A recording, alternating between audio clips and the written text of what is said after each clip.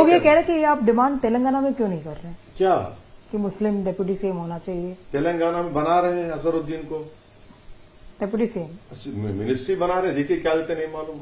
अभी एक डेढ़ घंटा पहले की न्यूज है कि 30 तारीख को या 31 तारीख पर को डेप्यूटी सीएम तो नहीं बना रहे हैं। डिप्टी अब बनाएंगे नहीं बनाएंगे, कांग्रेस सरकार है ना।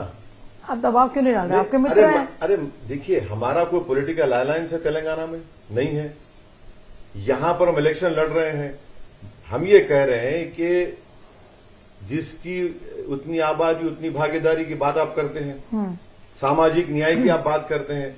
जब सामाजिक न्याय की आप बात कर रहे हैं तो 3.5% के मल्ला बरादरी के लोग, समुदाय के लोग कह रहे हैं कि हमारा उप मुख्यमंत्री होगा, तो हम तो उनको बता रहे हैं 17% का क्या होगा फिर बोलिए।